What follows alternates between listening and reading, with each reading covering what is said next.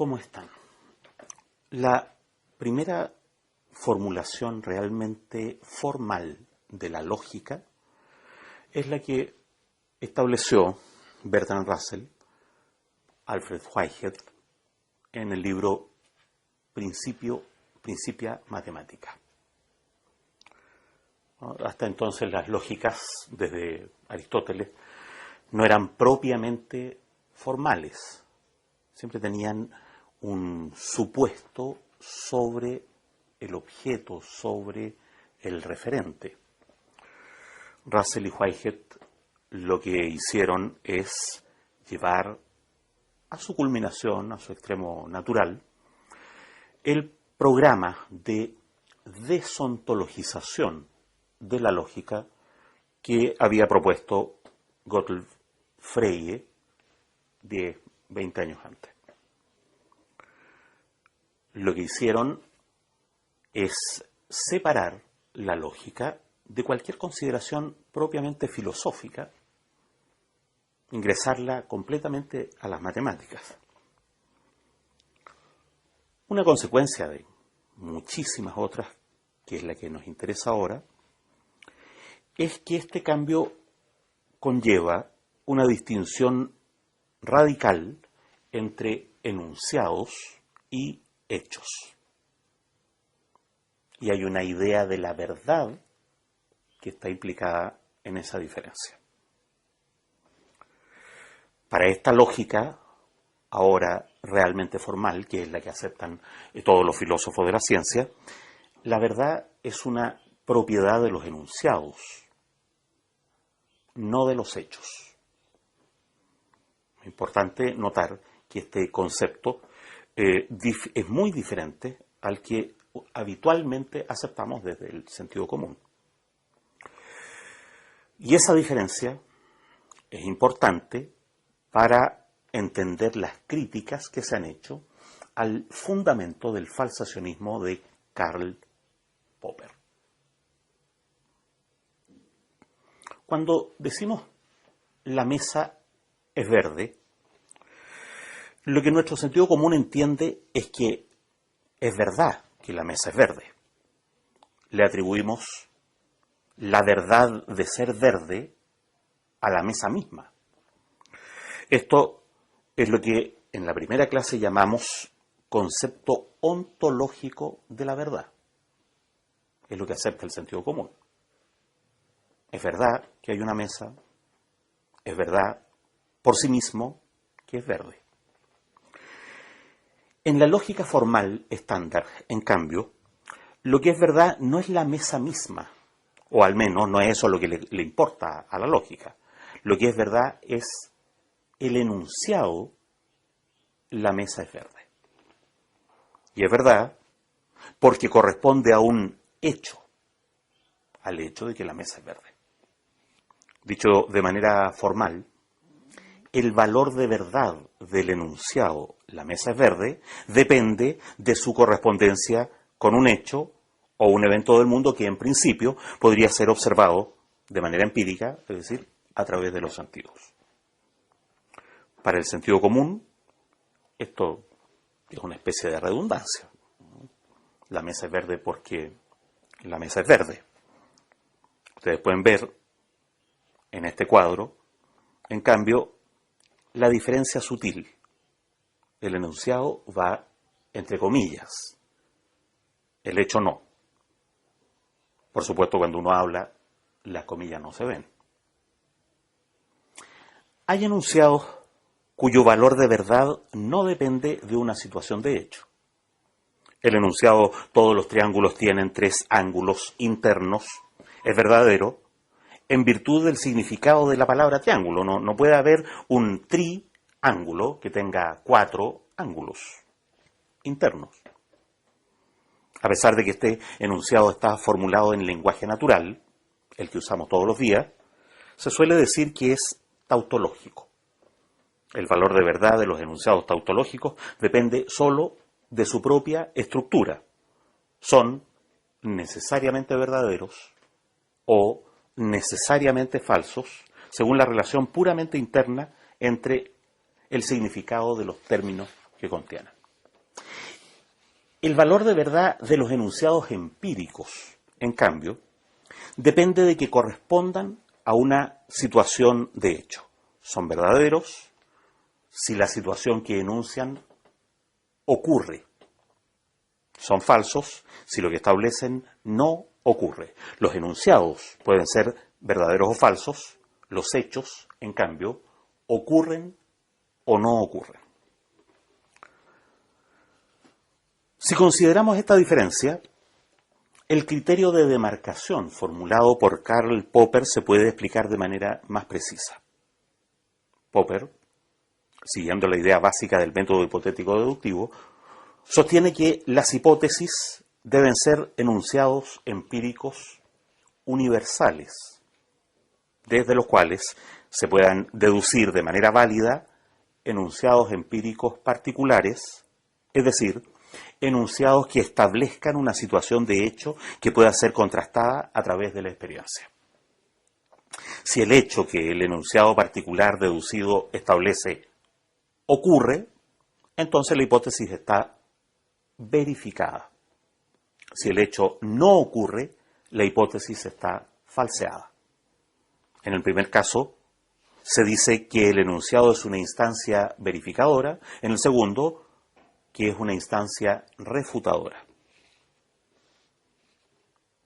Es importante distinguir, además, una tercera situación. Formulamos una hipótesis, la que por supuesto sostenemos que es verdadera, deducimos una instancia refutadora, que por ahora es solo un enunciado, hacemos el experimento para establecer el valor de verdad de esa instancia refutadora, pero constatamos que la instancia refutadora es falsa, es decir, no ocurre el hecho que haría falsa a la hipótesis. Por supuesto, esto permite seguir sosteniendo la hipótesis como si fuese verdadera. En este caso, se dice que la hipótesis ha sido corroborada. La falsación falló, la hipótesis se salva por ahora. Hay que notar que la verificación y la corroboración tienen una lógica distinta. En la verificación se trata de encontrar instancias que apoyen la hipótesis. En la corroboración hemos tratado de falsear la hipótesis, pero la falsación no funciona porque el hecho refutador no ocurre. Si recordamos las críticas que hemos hecho a la inducción, ya deberíamos saber que la verificación no prueba la hipótesis. De acuerdo con la creencia original de Popper, en cambio, parece que la falsación o la instancia refutadora podría probar que la hipótesis es falsa. Si notamos que el procedimiento de la corroboración es inductivo, hemos hecho un experimento, podríamos hacer otro más, tendremos que aceptar también que la corroboración no prueba la hipótesis. Todos los signos son blancos. Establecemos una instancia refutadora. Hay un cisne negro. No hemos ido a buscar el cisne negro. Vamos a buscar el cisne negro. No lo encontramos. Vamos al zoológico, miramos el cisne y es blanco. La instancia refutadora no se cumple. Entonces podemos seguir sosteniendo que todos los cisnes son blancos. Pero lo que hemos hecho es constatar que el cisne del zoológico es blanco. A lo mejor en la selva hay un cisne negro. A lo mejor, ¿no es cierto?, en Concepción hay un cisne negro. Es poco probable. Mataron todos los cisnes. La corroboración no prueba la hipótesis. La salva temporalmente. Y tiene el mérito de que es un procedimiento crítico. Tratando de falsear una hipótesis, la hipótesis ha mostrado ser más fuerte, más poderosa que la falsación posible. Como hemos argumentado en el video anterior, la lógica de la postura de Popper depende de que estas instancias refutadoras empíricas puedan efectivamente falsear la hipótesis con contundencia lógica, es decir, de manera tajante, demostrativa, ¿no?, con el poder demostrativo que tiene el modus tollens. Las críticas más importantes a la postura de Popper apuntan justamente a esa pretensión. Para mostrar una vez más por qué las falsaciones no tienen esa fuerza lógica que Popper requiere, volvamos al ejemplo clásico de los cisnes. La idea es que el enunciado universal, todos los cisnes son blancos, podría ser falseado por un enunciado empírico particular. Existe un cisne que no es blanco. Si efectivamente existe un cisne negro, quedaría falseado. ¿Es posible verificar la existencia de un cisne blanco? Consideremos el siguiente, que ven ahora, que es un cisne negro. ¿Es un cisne negro o es un cuervo? ¿Y este es un cisne verde o es un loro? Es una clase muy extraña de loro, pero un loro. ¿Y este otro es un cisne rojo o es un papagayo? El problema, como debe ser evidente, es qué clase de cosas aceptaríamos que es un cisne. Para saber si hemos encontrado un cisne negro, primero tenemos que saber qué es un cisne, qué es negro, o verde, o rojo. ¿Cómo sabemos que el ave que estamos considerando es realmente un cisne? No es un asunto trivial. Aparentemente tendremos que considerar las características que definen al cisne. Tiene que ser un ave, tiene que tener plumas, tiene que poner huevos, tiene que ser exterminable por las papeleras, pero ¿tiene que ser blanco? ¿O tiene que tener plumas? ¿O incluso, para que sea un cisne, es necesario que sea un ave? Notemos que si ponemos el ser blanco como una condición necesaria del cisne, entonces el enunciado, todos los cisnes son blancos, deja de ser un enunciado empírico. Se convierte simplemente en parte de la definición del término cisne. Y las definiciones son verdaderas por definición. Dicho en nuestros términos, en términos formales, las definiciones son enunciados tautológicos. Si el enunciado de los cisnes es tautológico, no puede ser falseado, es simplemente una convención. No es una afirmación sobre la realidad, es un acuerdo. Si no puede ser falseado, entonces, de acuerdo con el criterio de demarcación de Popper, no es un enunciado científico. Recapitulemos. La dificultad se puede resumir de la siguiente manera. El enunciado todos los cisnes son blancos puede ser considerado como un enunciado empírico, habla de cisnes, o puede ser considerado como parte de una definición. Define, en parte, lo que es un cisne.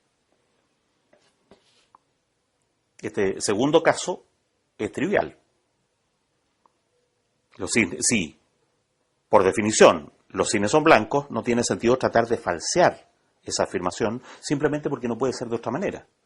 Y por tanto no se trata de una afirmación científica. En el primer caso, en cambio, se pueden deducir instancias empíricas que lo verifican, existe un cisne blanco. Se pueden deducir instancias que lo harían falso, existe un cisne que no es blanco. Y en la medida en que es formulable esta falsación, se trataría de un enunciado científico, pero para esto es necesario saber con toda claridad qué es un cisne. El problema entonces retrocede. ¿Es posible definir completamente el término cisne? La respuesta, aunque parezca increíble, es bastante curiosa. No es posible definir completamente ningún término del lenguaje natural. No podemos definir sin ambigüedad, traten de hacerlo, qué es una mesa. Para hacer una mesa es necesario que tenga 4 patas, que sea cuadrada. ¿Qué es necesario para que una mesa sea una mesa? Si ustedes tratan de establecer las condiciones que hacen que una mesa sea una mesa, se van a encontrar con que no hay un conjunto de condiciones exclusivas y excluyentes que definan una mesa. Y eso es lo que propiamente en lógica es una definición.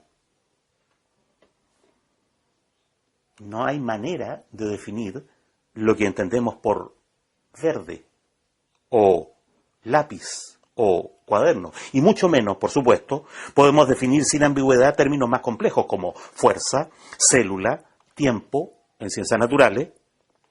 Y como se podrá imaginar fácilmente, la dificultad crece aún más si tratamos de definir cuestiones propias de las ciencias sociales como equilibrio social, lucha de clases o instinto sexual. Recordemos las afirmaciones que Popper sostiene que serían pseudocientíficas en el marxismo, en el psicoanálisis. Como seguramente habrán constatado ya a lo largo de sus estudios, existen dificultades serias para ponerse de acuerdo, incluso acerca de qué deberíamos entender por familia, o por riqueza, o por crecimiento económico, o, digámoslo, es triste, por democracia. Si lo pensamos bien, en realidad esto no debería extrañarnos demasiado. En realidad la dificultad surge del intento de definir de manera completa y sin ambigüedad. Habitualmente nos manejamos sin tratar de conseguir algo tan extremo. Nos entendemos perfectamente sin recurrir a definiciones exactas. Cuando decimos todos sabemos lo que es la democracia, bueno, todos sabemos además que no todos entendemos exactamente lo mismo por democracia, pero sabemos lo que él entiende por democracia, sabemos lo que nosotros entendemos. Cuando nos dejamos de entender con definiciones o sin definiciones, ¿no? Finalmente el problema no es propiamente la definición. El problema son nuestros intereses, el problema son los poderes en juego. En general, en ciencias sociales, las discusiones en torno a definiciones o son estériles o triviales o son abiertamente interesadas. Me interesa que la lucha de clases sea algo tan terrible que no debe haber lucha de clases, o me interesa que la lucha de clases sea algo tan justo que sí debería haber lucha de clases, y entonces cada uno entiende lucha de clases a su manera. Nos entendemos perfectamente cuando no nos entendemos. En entendernos, la definición exhaustiva que en lógica formal es necesaria, en la vida cotidiana, en la vida académica, ¿no es cierto?, en la política, la definición no cumple ningún papel esencial. Nunca la definición por sí misma es el problema. Y esto es así porque, como digo, nuestros intereses, los poderes en juego, son siempre más importantes, más profundos que las definiciones. Y no solo eso. Eso es así además, porque en términos estrictamente formales, las definiciones no pueden hacerse. Como los términos del lenguaje, los términos más básicos del lenguaje de una ciencia empírica no se pueden definir de manera completa y sin ambigüedad, entonces los enunciados que se formulan siempre están sujetos a esa ambigüedad. Se pueden considerar tanto como enunciados empíricos o, si nos interesa, como parte de una definición. La consecuencia de esto es que ningún enunciado formulado en el lenguaje natural puede ser falseado de manera contundente, porque siempre se puede eludir la falsación sosteniendo argumentos del tipo, no, eso no es lo que yo entiendo por cisne.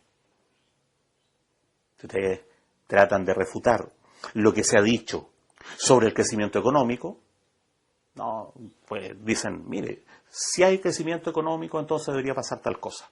Si tal cosa no ocurre, entonces no hay crecimiento económico. Dice, no ha ocurrido, no hay crecimiento económico. Y ustedes dicen, no, es que no es eso lo que se entiende por el crecimiento económico. Si esto es así, entonces, de acuerdo con el criterio de Popper, siempre cualquier sistema de enunciados que esté formulado en lenguaje natural sería una pseudociencia. lo sería, por lo menos hasta que no se defina completamente y sin ambigüedad cada uno de sus términos básicos. Pero por supuesto, no todo está perdido. Si somos realmente razonables, debemos admitir que no es demasiado difícil ponerse de acuerdo en qué clase de cosa puede ser llamada cisne.